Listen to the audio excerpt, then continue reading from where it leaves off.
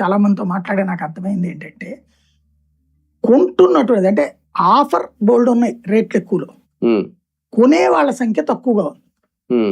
వీళ్ళ ఆలోచన ఏంటి, ఇవాళ కాకపోతే అట్లాగా ఆ రేంజ్ లో పలుకుతా ఉంటే కొనే అంతకంటే తగ్గరు కదా అన్నటువంటిది.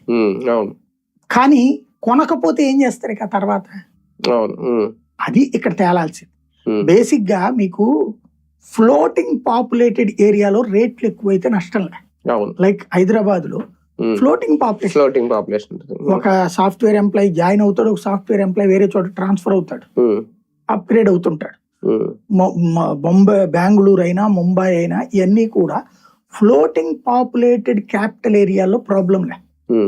ఫ్లోటింగ్ పాపులేషన్ లేని ఇది ఒక రకమైనటువంటి సిస్టమ్. ఇది only the capital, this is not the floating area. ఇంకోటి పోనీ దారిని పోయే ఏరియా కూడా కాదు ఇది. ఇటు విజయవాడ వెళ్ళే రూటు కాదు, అటు గుంటూరు వెళ్ళే రూటు కాదు, లోపలికి ఇది. ఇందులో నుంచి మనం వెళ్ళాం.